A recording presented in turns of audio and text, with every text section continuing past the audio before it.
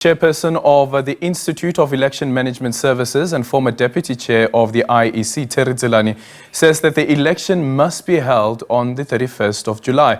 Let's now bring him in to get more details around this and why he's making this proposal. Terry, good morning. Thank you so much for making time for us. So why do you propose the 31st of July? Thank you very much for having me.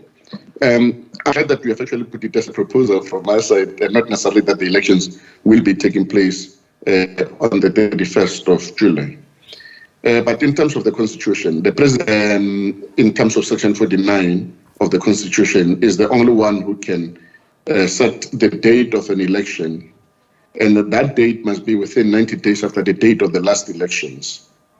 And if you look at the time that the elections took place, it was from May the 8th to rather 90 days will be from May 8th until, I think, August the 4th.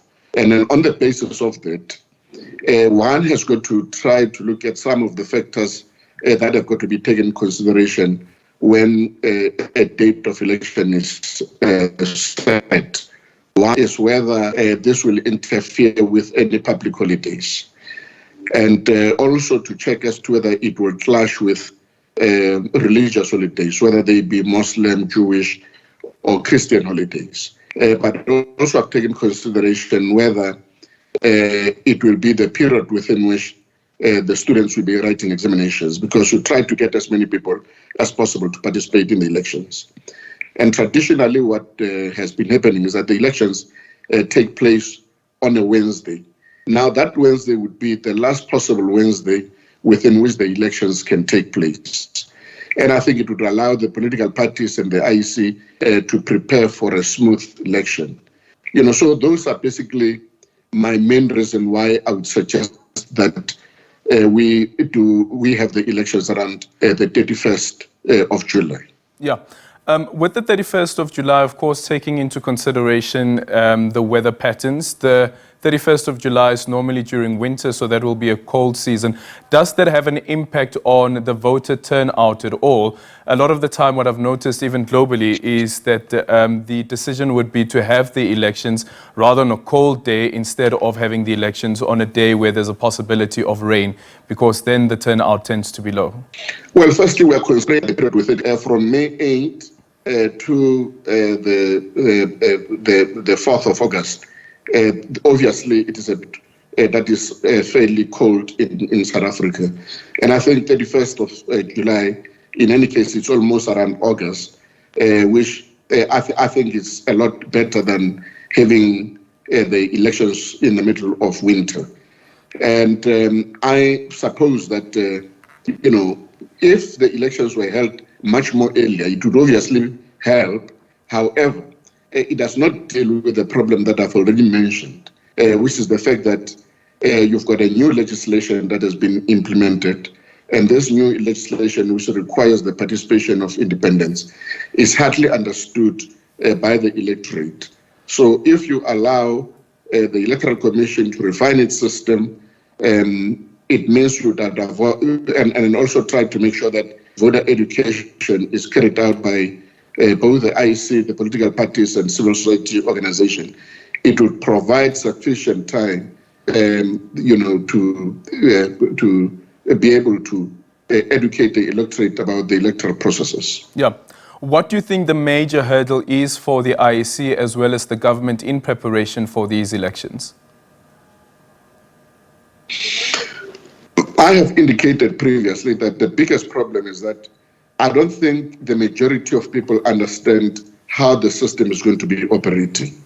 And it is important for the electorate to understand how they're going to be participating in the process and then who they are voting for. If you listen to quite a number of prominent leaders, you'll find that even the prominent leaders of the society still don't understand how it operates. I've heard some of them saying they're going to be standing for as president for the elections. Now, clearly, that's a misunderstanding of the electoral system and how it operates, because Section 86 of the Constitution says members of National Assembly will elect from amongst themselves a man or a woman who will become the president. So it's not like direct representation or election of the president. And then others are also talking about regions being constituencies, and we don't have constituencies in South Africa.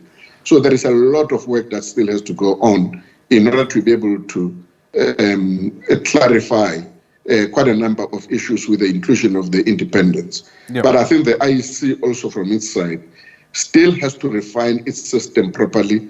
It's got to educate its electoral staff so that they understand the system that they're going to be implementing. Yeah. Just quickly in conclusion, Terry, tomorrow, of course, we have South Africans who live abroad, our expats, registering to vote. Normally, how smooth does such a process go? And also considering the voter education that you speak about, do you think that enough has been done to educate even voters abroad about what the amendments to the Electoral Act actually mean, and also the ballot paper that they will be receiving on election day? Well, South Africans who are abroad have got the same, or they've got access to the same information that people who are in South Africa have. And I don't think there is any attempt, or it would actually be feasible for the Commission to try to educate people who are all over the world about how the process is actually operating.